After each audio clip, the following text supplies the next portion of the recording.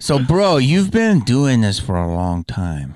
Yeah, 35 years strong. 30? Are we the same age? I'm 54. I'm close. I'm catching up to you, bro. You're like 52? I'm 50. Oh, really? Yeah. So you've been doing it since you're 16? 15. Yeah.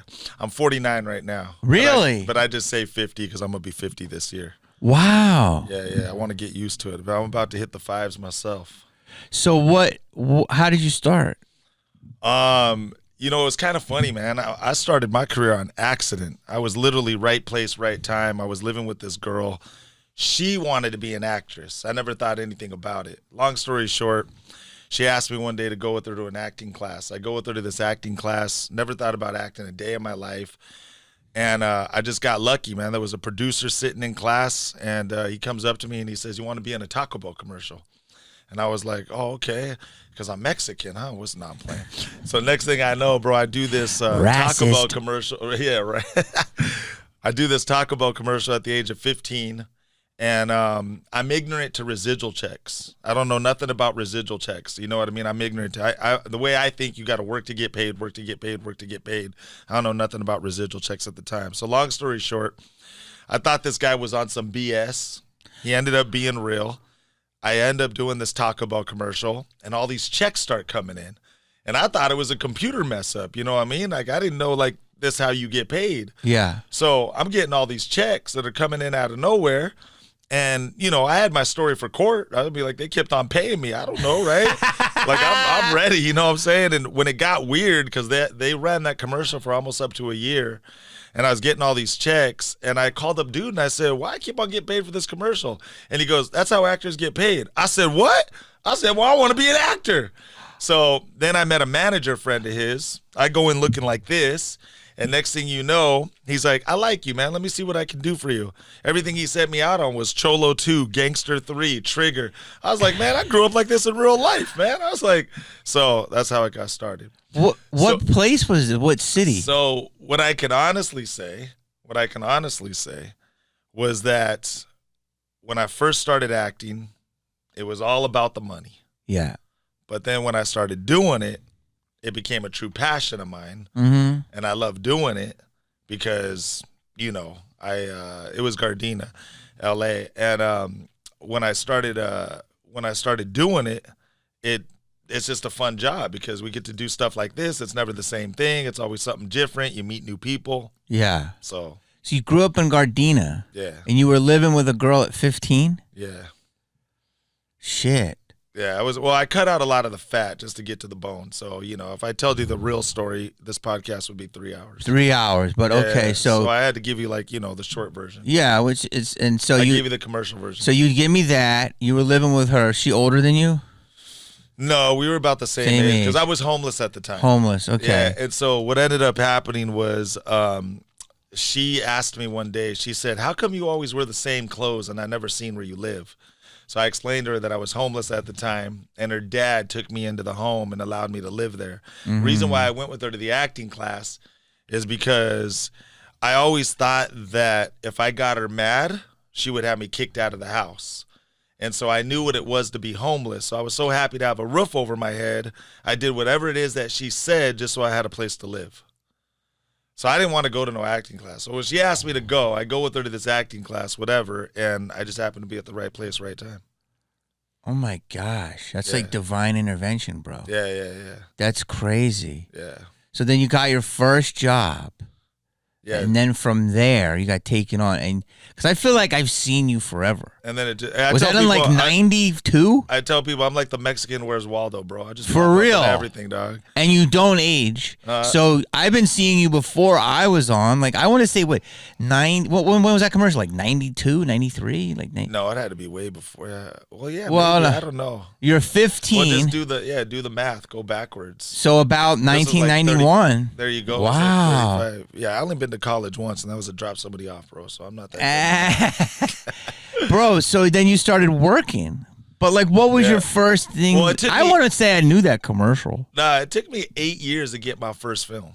8 years to get my. But first were you film. working from that commercial to the 8 years in little? Well, yeah, I was working. I was doing. You know what I did a lot? I did industrials.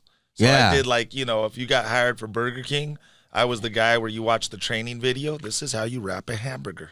This is how you use the register. I did a lot of that stuff. I did, the training videos for hospitals, where like, I was the patient and the doctor would show how you do a surgery on a patient.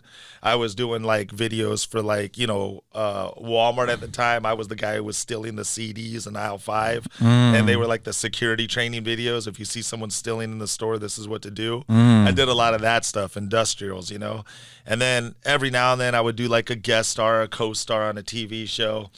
And then, it took me 8 years to get my first big movie.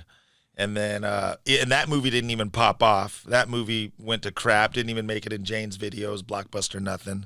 What movie? It was a movie called No Mother's Crying, No Baby's Dying. And it was funny, bro, because I thought it was going to be a big movie. Ice-T was in it. Well, he did the soundtrack. I'm sorry. He did the soundtrack on the movie.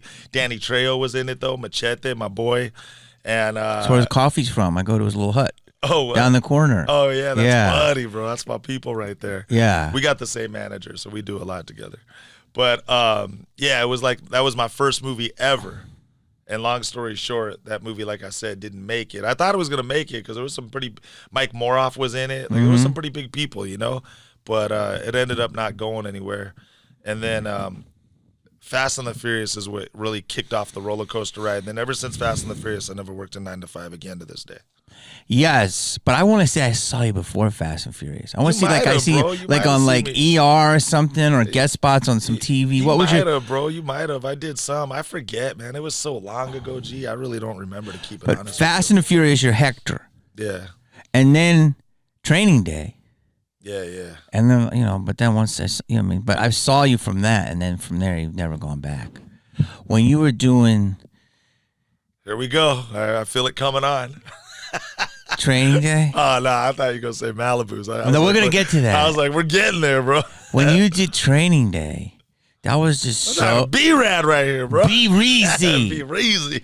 B-Rizzle. That was funny, Well, because the reason we did Malibu was because I said Mary Verneau is the same casting lady. So I said, I want the reality of Training Day, but in a comedy. Oh, that's crazy. So she's like, got you... Yeah. She got Terry, who also had a very bizarre thing to get into that movie. Terry Crews. Oh, is that right? He was like he was a bouncer or something.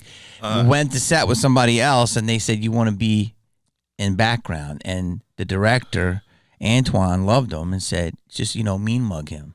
And that's how it started. He mugged Denzel. That was like his first own thing. That's funny. Is that crazy? That's funny. But what you were doing Training Day, dude, that shit was so real, bro. I was just you worked with Antoine before that, in Training Day. Yeah. Like, when you were doing that, I just was like, this dude is the most intense dude. Like, you and the other guys in that fucking scene was insane. Someone had to do it, bro. He was a cop, you know what I mean? So someone had to put him in the bathtub. When you said, how much of that was improv? Shit pushed in? A lot of it was improv up to the bathroom scene. Like a lot of it was, not too much. You can't go off script completely. No, I know. It was like a lot of it was improv. And then, but when it got to the bathroom part where we put him in the tub, we pretty much had to stay on script for that one. Yeah, but the table scene, a lot of that was played with, and a lot of that was just messing around. I'll tell you what's crazy about that scene, bro. No one knows this. I'll give you a little gold nugget that no one ever knows.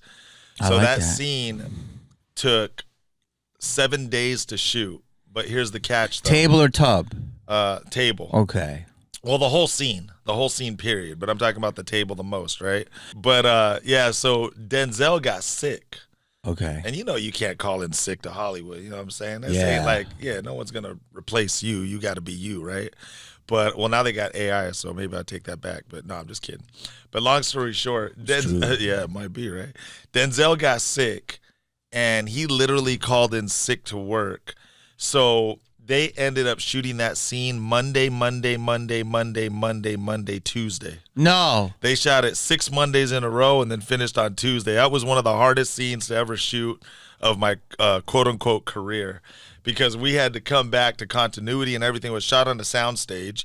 So the outside of the house was in a real neighborhood, but the inside was a soundstage. Long story short, they were able to keep it that way while we sat there at the soundstage for weeks on end. But because Denzel was sick and got sick, they ended up having to like bring him in, bring him out, bring him in, bring him out. When you're Denzel, you could do that, right?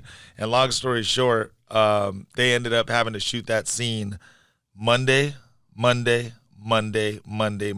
finished on Tuesday. It was one of the hardest scenes to come back into. Yeah, bro. So a lot of people don't know that. And just because of that. Because the schedule? Because Denzel. And so, That's crazy. But I loved it, though, because I was on a weekly contract. So they had to pay me week after week after. So it worked out for me. No, completely. But that's so hard to, each week pick it up again. Exactly. And that's what was insane about it, And then tat up again and all that. It was crazy. So, yeah. Like a ton of it. Yeah. So that scene, for it to come to life the way it did, was like, whoa. How did you feel when you were on Malibu? Now, how long did we work together? A week? Yeah, I think we were there for a minute, man. Malibu, bro. Malibu's crazy, dog. That was. We got to make part 2, bro. I know. Well, I'm trying to. You better talk. I worked with the director. John? Again, yeah. I worked with Big Mama? No, I worked with them on Chicago PD, the TV show.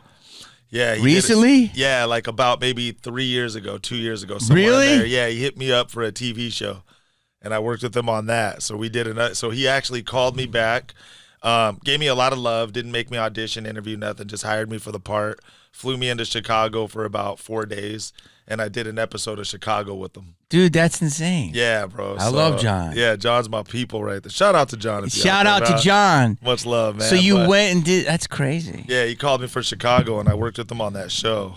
So it was crazy to come back with him. But, yeah, that was the first time seeing him.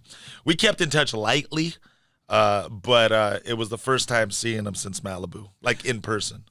Did you know when we were doing Malibu, what did you think it was going to be? Did you think it was going to be anything? I knew, of course, man, because the movie was funny, bro, and it was good for its time. You know what I'm saying? It was a legit good film, bro. I'll be real. I've been in some movies, and I'll say it straight up. I'll say the movie sucked, but the check didn't suck. Mm-hmm. But no, Malibu's was legit. That was funny. Thank you, but it still holds up. Yeah. Kendrick is quoting it. No, that's what's up. Yeah, no, and I get recognized off of Malibu all the time. I'm sure off of everything. Fast and Furious. It's thrown in the mix with a lot of my stuff. Yeah. Now I've been seeing on social. We gotta do part 2, bro. You better make a call. Well, the business is so different. I know, man. Don't get me started on that one. I'd like to. Go ahead. Let's go. I mean, when's the last time you auditioned in person? Well, for me, you know how it is. I don't even think you should audition. They know you. Yeah, put in a call, please. Let someone know. It works different ways. Sometimes I audition. Sometimes a director just wants to meet you, do a personality check, and then sometimes you get hired. So for me, it works all different ways. But dude, how much do you think the business has changed in the last 5 years? I think social media changed the game, bro. I think social media kind of destroyed it now, to be real. I think it has its pros and cons like anything else, you know what I'm saying? But now I tell anybody, you want to be famous, just go to Burger King, throw a register through the window, catch it on tape, and you'll be famous by tomorrow. You know what I'm saying? I'll be like, now you get paid for stupidity, man. Now you don't even need to make sense no more and you get paid. You know what I'm saying? It's retarded, bro. And the problem is that Hollywood will reward that and go, ooh, because it's not about work anymore. It's about attention. Exactly. And fame, attention. It's like, oh, how can I use this person? I tell everybody out there, nowadays, you have no excuse to be broke. Not one. Because all you got to do is act like a freaking idiot, and you'll be rich by tomorrow. That's true. Straight up. You got no excuse to be broke no more. Because that's how social media changed the game. You know what I'm saying? Just act like a moron, act like an idiot, act stupid, act whatever, and you will get paid. You'll get views. You'll start getting sponsorship deals. You'll start being wanted for promotions. You'll be wanted for all kinds of stuff. Yeah. So there's no excuse to be broke anymore. I want to do part 2, but I got to get it through the system. It's a pain, dude. Trust me, I get it. I know. They're not even making movies like as much as they did. Don't get me started anymore. I know. I'm telling you. You think? Can you even name 8 of the? There's 10 movies nominated. Can you name? You're talking to the choir. Go ahead. Can you name more than 2 right now that you know? One. I can't even name one. I would like Wicked. Okay, Wicked. The Brutalist. I never even heard of The Brutalist. Exactly. I'm saying it's a good movie, but there's so much out there nowadays that I'm still watching Back to the Future and Terminator, man, straight up. Yeah. There's so many movies out there nowadays to watch that I can't keep up no more. Everyone's always telling me of a new movie next week. I can't keep up no more. I know. It's too much content. Yeah, it's just way too much.